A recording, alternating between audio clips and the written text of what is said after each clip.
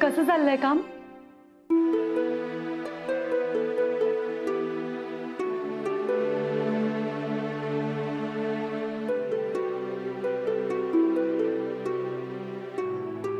काय झालं विरू? टेन्शन मध्ये दिसतोय. अगं नाही, कामामुळे जरा थकवा आलाय, बाकी काय नाही. मी सांगतो, वहिनी यांनी निवडणुकीत उभं राहावं म्हणून गावात लोकांनी बॅनर लावलेत विनंतीचे. ह्याच्यावर नाराज झाला यो. आता त्यांचा नेताच नाही म्हणतोय म्हणल्यावर ते तरी काय करणार ना भाऊजी? नाग्या, काय गरज होती का विषय काढायची? हा, आणि बघा, त्यांनी बॅनर लावू देत नाहीतर काय बी करू देत, माझं ठरलंय. मी निवडणुकीला उभं राहणार नाही म्हणजे नाही. विरूबाई आहेत का घरात? आहेत ना, या. नमस्कार. नमस्कार. या की बसा. अहो नाही की, अहो बसा तुम्ही, मी चहा आणते. हा, वहीन नको राहू दे. विरूबाईकडे थोडं काम होतं. बोला की, काय काम होतं? अहो एक नाही तर लय काम आहे तुमच्याकडं. दादा, बिनधास्त सांगा, मला तुमच्या लहान भावासारखं समजा. सांगा, काय मदत करू शकतो? हे बघा विरूबाई, लय उन्हाळा पावसाळा बघितलेला आम्ही. या भागात दादासाहेबांनंतर दुसरा भला माणूस बघितला नाही. आता तुमच्याकडे लय आशेनं आलोय बघा.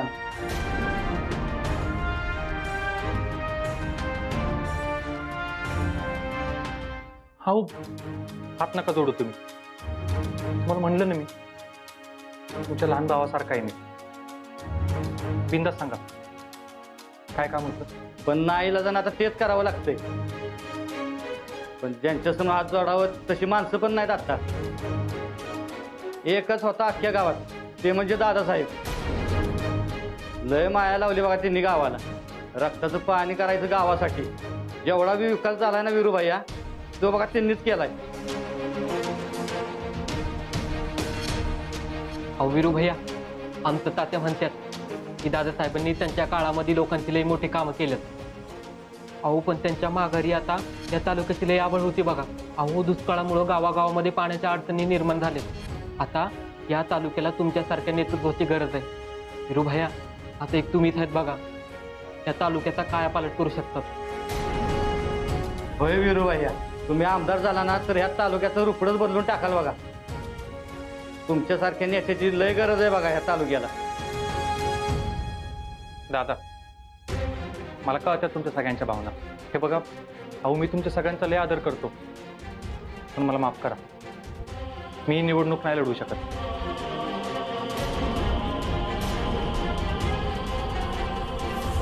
अहो विरू भैया, तुम्ही सगळ्यांसाठी एवढं करताय, मग आमदार व्हायला काय हरकत आहे तुम्हाला? दादा, मी माझ्या आईला वचन दिले की कधी राजकारणात जाणार नाही म्हणून. तुम्ही राजकारण सोडून निम्म्या रातची हाक मारा. जीव विरुद्ध छातीचा कोट करून तुमच्या सेवेसाठी हजर असेल. नका विनवण्या करू, काय फायदा नाही होणार. माझं ठरले, काही बी झालं तरी राजकारण नाही. ठीक आहे, जशी तुमची इच्छा. चल येतो.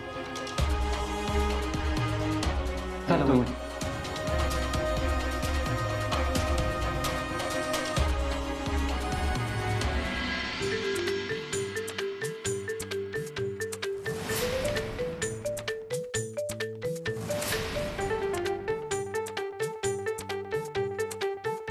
वॉर्पिव,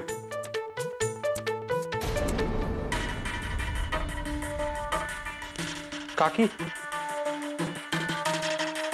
काक्यावर तुम्ही जेवत का नाहीये?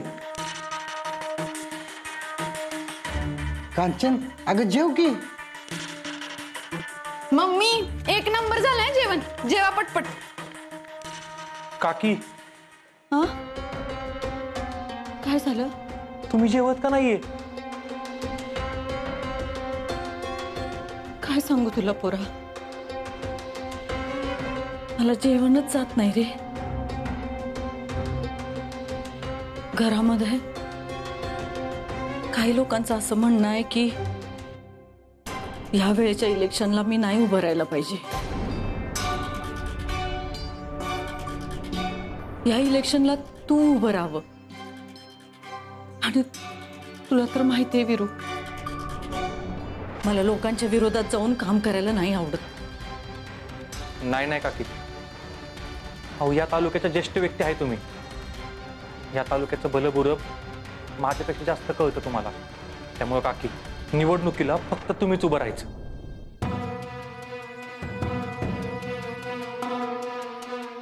तू लाख म्हणशील रे, पण मी उभी राहिले आणि तुला सपोर्ट करणाऱ्यांनी मला विरोध केला तर?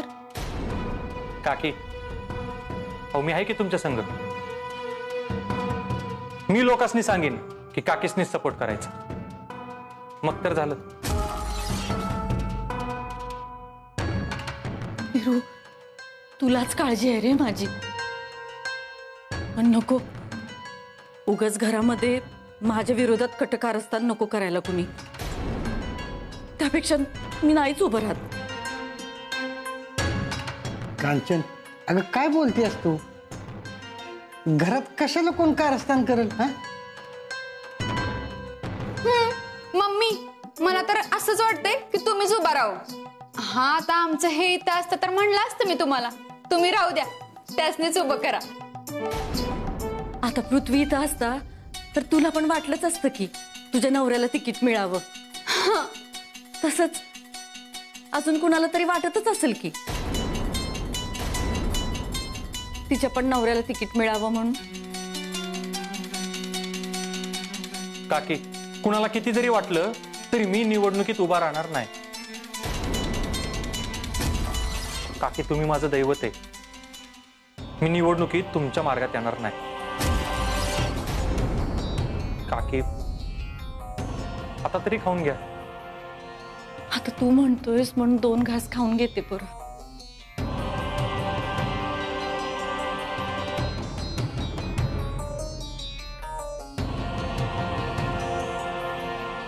विरू, विरू, अरे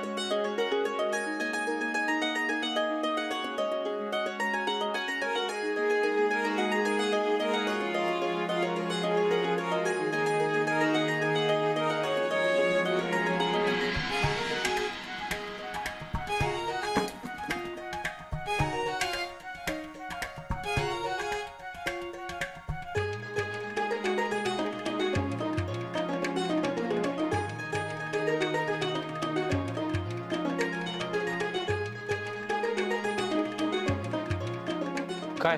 तेच मी विचारते, काय चाललंय तुझंही? खरं तर मी तुला विचारलं पाहिजे, काय चाललंय तुझंही? हा, मग विचार. माझ्याकडे हाय उत्तर. काल तू असं जेवणाच्या ताटावरनं उठून नव्हतं जायला पाहिजे. तू नाही जेवला म्हणून मग मी बी नाही जेवले. काय? अगं तू काय डोक्यावर पडलेस का? तू काय नाही जेवलीस? कारण मी बी माझ्या कारभाऱ्यासारखीच हट्टी आहे. तू तुझा हट्ट सोडत नाहीस ना, म्हणून मी बी माझा हट्ट सोडत नाही. ठीक आहे, मग बघूयात कोणाचा हट्ट जिंकतोय ती. पण एक गोष्ट लक्षात ठेव, मी राजकारणाच्या बाबतीत कोणाचं ऐकणार नाही म्हणजे नाही. विरू, तुला कसं कळत नाही? अरे लोकांचा काकींना विरोध आहे. काकी जरी उभा राहिल्या ना तरी लोक त्यांना स्वीकारणार नाहीये. त्यांना नेता म्हणून तू पाहिजे हे का लक्षात येत नाहीये तुझ्या? आणि विरू, तुला नसेल करायचं राजकारण, पण लोकांनी त्यांच्या काळजात तुला उमेदवारी देऊन टाकली.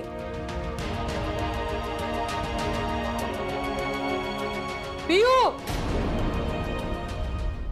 आता लय झालं बरं का तुझं, डोक्यावरनं पाणी चाललं या. अगं तुला मी कितींदा सांगितलंय की इरू राजकारणात उतरणार नाही म्हणून, का त्याच्या जीवावर उठली तू?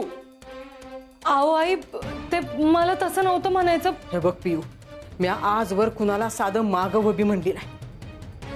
तर प्रश्न माझ्या इरूच्या आयुष्याचा असेल ना, तर मी कुणाची बी हाय काय करणार नाही, सांगून ठेवते तुला. माझा इरू राजकारणात जाणार नाही म्हणजे नाही. वीर्या, वीर्या, वीर्या, अरे वीर्या, काय रे एवढं दमखात का आलायस? अरे वीर्या, गावातली मोठी गडबड होणार आहे. अरे तू निवडणुकीत उभा राहा म्हणून काल जी माणसं आलो होतं ना तुझ्याकडं, ते आज उपोषणाला बसणार आहेत. आणि अख्खं गाव त्यांच्या बाजूने लोटले रे. 101% काहीतरी लय मोठा मॅटर होणार आहे गावात. काय?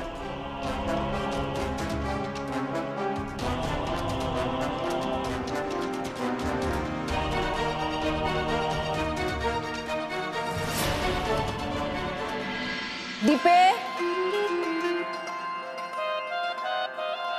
ए दीपे, दीपे, बोला की काकी. अगं किती आवाज द्यायचा तुला? हा, कुठे गेली होती बाहेर बोंबलत? पाणी पाहिजे मला. पाणी का तुझा बाप देणार का प्यायला मला? नाही प्या, तुम्ही पाणीच प्या. कारण आता जी बातमी मी घेऊन आली ना, ती ऐकल्यावर तुमच्यावर पाणीच प्यायची वेळ येणार आहे. घसा सुकणार आहे तुमचा काकी. काय अशी काय बातमी आणलीस ग? काकी, सांगू का नको? मी जर ती बातमी सांगितली, तुमच्या छातीचं ठोकं वाढलं, तुम्हाला काय झालं तर? ए, तुझा फालतूपणा बंद कर आणि काय बातमी ती सांग. अहो काकी, आपल्या गावातली माणसं वीरू भैयाने निवडणूक लढवावी म्हणून उपोषणाला बसले ती. काय? काकी, तुमचं आता काय खरं नाही बरं का? कोण आहेत ग ही माणसं? मला काय माहित. काकी, मी तुमच्यासाठी पाणी घेऊन येते. हा, नाही माझी आता ही बातमी ऐकून तुमचा घसा कोरडा पडला असेल ना? काय म्हणालीस? कुठं काय, पाणी आणते म्हणलं.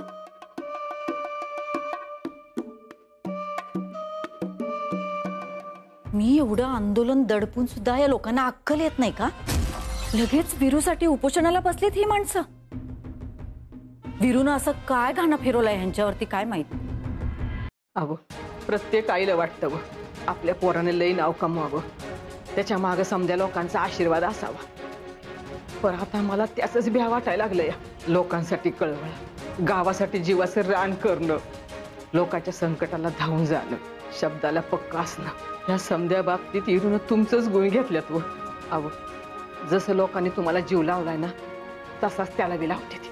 अव त्यानं निवडणुकीला उभं राहावं ना म्हणून उपोषणाला बसली ती.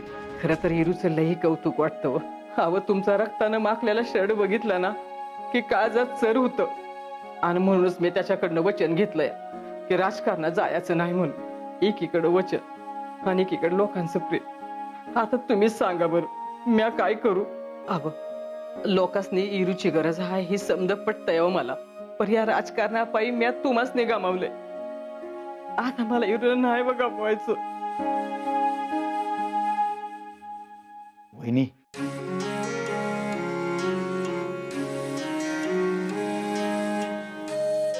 वहिनी, बाहेर लोकांचं लई प्रेम आहे आपल्या वीरूवर. आपला वीरू जसं लोकांसाठी उभा राहतो ना, तसं सगळी लोक सुद्धा त्याच्या बाजूनं ढालीसारखी उभे राहतात. अहो त्याच्या केसाला सुद्धा धक्का लागू द्यायची नाही ती बघा लोक.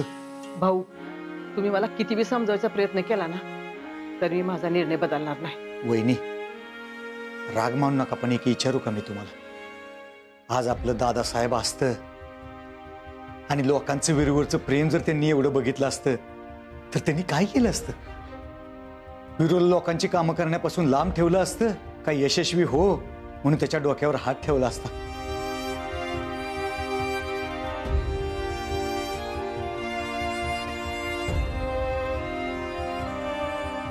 नाही भाऊजी, तुमच्या ह्या जरच्या गोष्टी राहू द्यात अव पर आज दादासाहेब माझ्या संगती नाही ती बी ह्या राजकारणामुळं माझ्या जीवात जीव आहे ना तवर मी इरूला राजकारणात पाठवणार नाही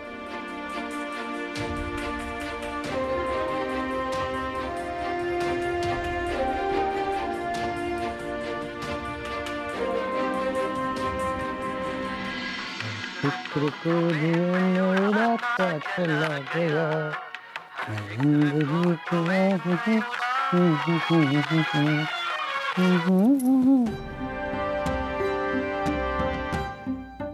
काय झालं कांचन गाणं का बंद केलंस अगं माझं मी गाणं ऐकतोय पेपर वाचतोय तुम्ही गाणी ऐका पेपर वाचा पण गावामध्ये काय चाललंय तिकडे ध्यान देऊ नका का काय झालं गावात तुमचा लाडका पुतण्या वीरू निवडणुकीला उभं राहावं म्हणून लोक उपोषणाला बसलेत अगं बघ भारी झालं की बघ बघितलंस का लोकांचं किती प्रेम आहे आपल्या वीरूवरती कौतुक कसलं करताय हे जर आता थांबवलं नाही ना हे या घरातनच काय ह्या गावात सुद्धा राहणं मुश्किल होईल आपल्याला तेव्हा उठा या खुराड्यात बसण्यापेक्षा बाहेर जावा आणि थांबवा सगळं कांचन आता करायचे तेवढे सगळे प्रयत्न तू केलेस की आणखी काय करणार आहेस अगं लोकशाही आहे ही लोकशाही इथे एकदा लोकांनी ठरवलं ना मग त्यांच्या पुढे आपलं काय बी चालत नाही ही लोकांची अक्कल नसणार आहे त्या अंकुशरावच्या पोरीची शक्कल असणार आहे फिरून आपला शब्द मोडावा म्हणून तिनं फूस लावली असणार लोकांना कांचन तुला आजकाल प्रत्येक गोष्टीत आपल्या सुलभाईचं डोकं आहे असं का वाटतं ग अगं जरा बाहेर पड यातनं आणि बघ म्हणजे तुला कळेल अख्ख्या तालुक्यात आपला वीरू किती लाडका आहे ते लोक तो कधी एकदा आमदार होईल याची वाट बघतायत थोबाड बंद करा मी इथं तुमची मदत घ्यायला आले होते पण तुम्ही तर वीरूचंच गुणगान गात बसलाय तुमच्याच्यानं नाही होणार काही आता मलाच काहीतरी करायला पाहिजे मलाच काहीतरी खाना फिरवायला पाहिजे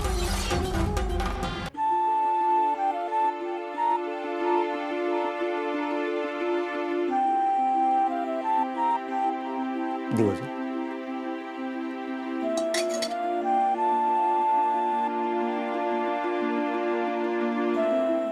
वहिनी अहो लोकांच्या भावना तरी तुम्ही समजून घ्या की इलेक्शनला उभं राहायचं म्हणजे जनतेच्या मागं लागावं लागते नेत्यांना इथे जनताच मागं लागली आपल्या विरूच्या की इलेक्शनला उभं राहा म्हणून अव भाऊ मला तुमचं समज पटतंय अव पर हे आईचं काळीज आहे व मी हा समज इरूच्या भल्यासाठी करते ना सुनबाई बरं झालं तुम्ही आला काय परिस्थिती आहे तिकडे पियू काय झालं ग लोकांनी ऐकलं का इरूच सोडलं की त्यांनी उपोषण बोल की ग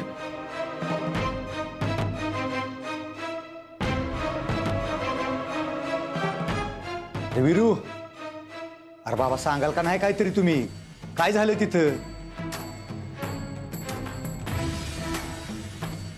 मामा आऊ वीरूनं लई समजावण्याचा प्रयत्न केला पार त्यांच्या हातापाया पडून बघितलं पण लोक काही ऐकायला तयार नाही त्यांचं असं म्हणणं आहे आमचा जीव गेला तरी बी चालेल पण वीरू जवळ इलेक्शनला उभं राहत नाही तवर आम्ही काय मागं हटत नाही भाऊजी आहेत तिकडं लोकांनी काहीतरी खाऊन घ्यावं हे उपोषण संपवावं म्हणून प्रयत्न करताय पण लोक काही ऐकायला तयार नाही अरे देवा आता काय व्हायचं हा कसं समजवायचं या लोकांनी त्यासनी काय झालं तर